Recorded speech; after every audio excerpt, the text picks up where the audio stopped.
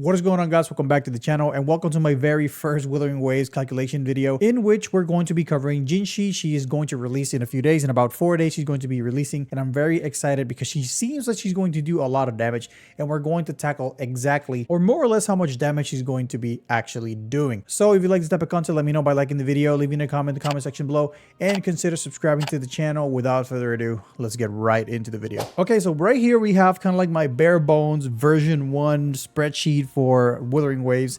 You have the Jinhsi picture right here, and the formula for damage in Wuthering Waves is a little bit more complicated than the one for HSR, and it's because every single type of hit, every single thing that you do in the game has its own damage multiplier. But I'm gonna try to break it down as easy as possible so you can understand it. So the first box is going to be where Jinhsi is getting her attack sources, and this is a level 70 Jinhsi because this is where most people are going to have the Jinhsi whenever she releases. Not everybody's going to be level 50 yet or level 60. So more than likely, most of us are going to be level 70, and her base level 70 is 323. We are going to be using her signature weapon because I'm personally going for a signature weapon. I'm calculating this with her signature weapon at 445 base. The 4 cost has 150 flat attack that she gets, and then the 3 costs have 100.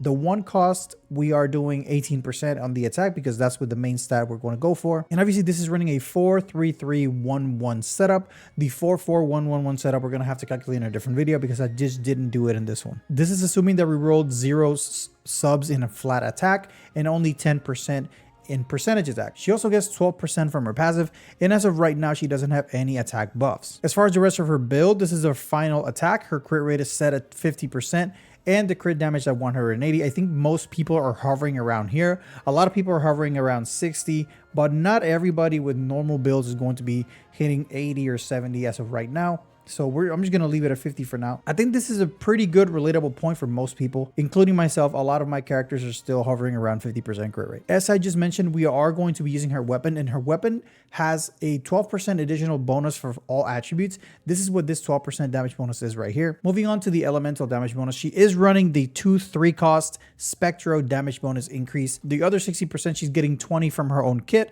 and then 40 she gets from the actual 5 cost Echo set. So that totals at 120 Spectro damage bonus. She gets 0 basic attack, 0 heavy, and then as far as scale damage, she gets about 48% from her weapon, and then an extra 16% from UA, which is the new Echo that she's going to get, that's going to buff scale damage for 16%. So if you add the 48 plus 16, that's 64. That's where this number is coming from. She has 0 in ult, and then she also gives herself 50% damage bonus on her intro skill. In this box over here, we have the bonuses box. We have the crit multiplier, which derives from these two over here.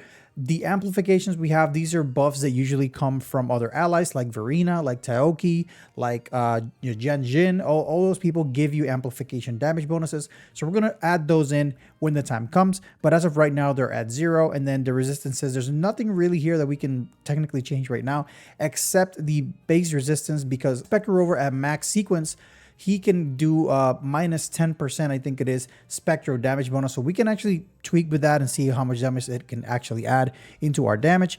But I'm not going to do it as of right now. Now, just so you can guys understand kind of like what this is, this middle table over here is Jinhsi's kit without Incarnation. And then this is whenever she actually gets Incarnation. So basic combo has a combined 313 total basic multiplier at level 6. At level 10 it goes up to all the way to 428. So as you can probably already notice, we have a column for level 6 because this is where most people are going to be at this point in the game.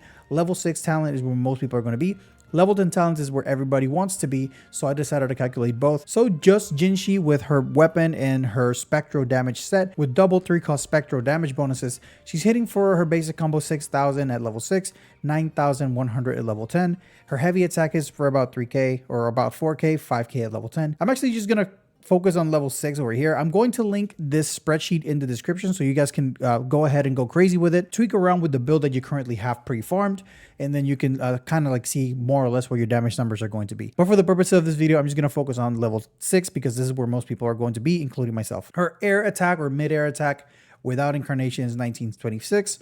dodge. Nothing really stands out in here until we get to the ultimate. Her ultimate has a 1219 multiplier at level 6 and a 1666 multiplier at level 10, which is a really big chunk. This is just her by herself doing 26k and 35k damage. This is really strong damage coming from a level 70 character with no help whatsoever. Her intro skill slaps her about 3k, and that's pretty much her kit without Incarnation. Now, whenever she enters the Incarnation state is when she has the horns and she's in the air doing her thing.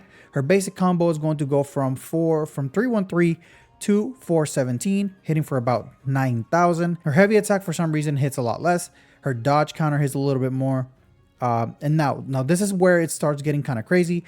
Her skill transforms into the Crescent Divinity skill, increasing her multiplier from 114 to 368, hitting for about 10k at level 6 and 13 or 14k at level 10. Whenever you have Ordination Glow with Jinhsi and then you fire off your skill, you're going to fire off the skill called Illuminous Epiphany, which is pretty much a solar flare and the Star Glamour. So the solar flare is going to have a multiplier, really low multiplier of 87, hits for about 2,000. The Star Glamour has a multiplier of 254 and hits for about almost 7,000. But as you can probably notice, the Crescent Divinity, which is the skill that you do outside of Ordination Glow, hits for a lot more, hits for about 10k. However, this Star Glamour has the stacking mechanic of the incandescent stacks. With the recent buff that she got, she's getting her multiplier increased by about 32.6% per incandescent stack. This is with 0 incandescent stacks. This is her multiplier.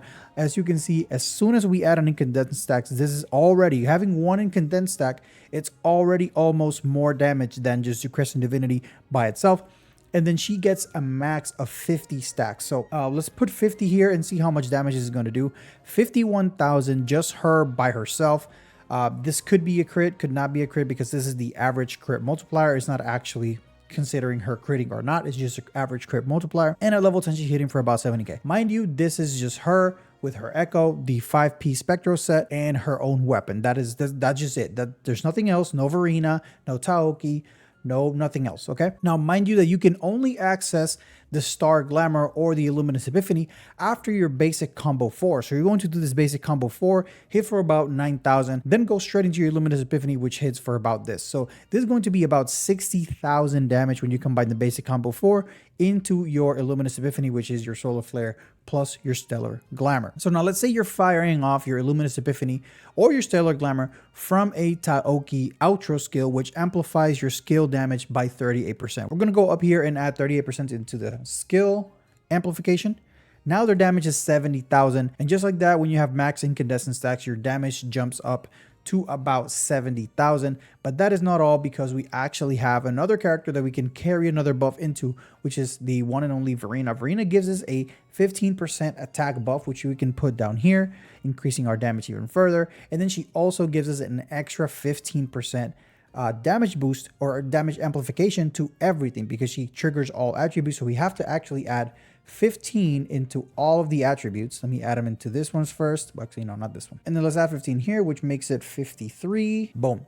So just like that, your damage is sitting at about 84,000 damage right now. So I don't know about you, but the max damage that I've personally hit myself is about 70,000. I think 68,000 was the max with Havoc Rover on his ultimate. But wait, watch this, guys. She still has her ultimate, and her ultimate also slaps for about 32,000. So let's say you swap into Jinhsi coming from a Verena, passing on her buff into Taoki, and then Taoki passing on her buff into Jinhsi. Then all of a sudden, you do your basic combo, you hit for about 11,000. You fire off your Solar Flare, you hit for another 4,000.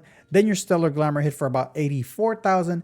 And then you nuke it off with the ultimate for another 32,000 damage. This is all level 6, guys. This is over 110,000 damage that you're going to do in a span of like 10 seconds. So Jinhsi is going to be doing a lot of damage. Remember, this is level 70 Jinhsi going against a level 95 enemy. But it just depends on how hard or how easy stacking up these incandescent stacks is going to be.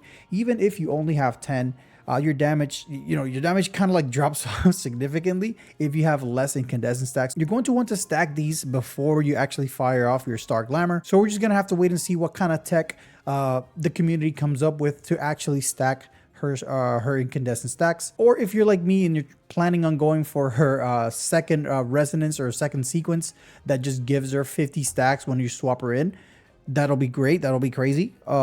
That's my plan personally. But as you can see, your damage heavily depends on the stacks. But even if you can't stack enough, let's say you can only stack half. Let's say you can only stack 25. You can still fire off your ultimate into your Stellar Glamour, into Solar Flare, into basic combo. This is still about 100k damage. So it's still not laughable damage, not horrible damage. It's actually really strong, good damage. And then we're also leaving out all of UA's damage, because UA actually does damage while you cast it. You cast UA is gonna come out, do his thing, boost your skill damage, and then you're gonna do your regular damage, and then UA is going to do its own damage. So in conclusion, all in all, this is a character I'm very excited about. Hopefully you guys are too. Let me know what you guys think in the comment section below. How can I improve these videos? Leave them in the comment section below, and until next time, guys, see ya.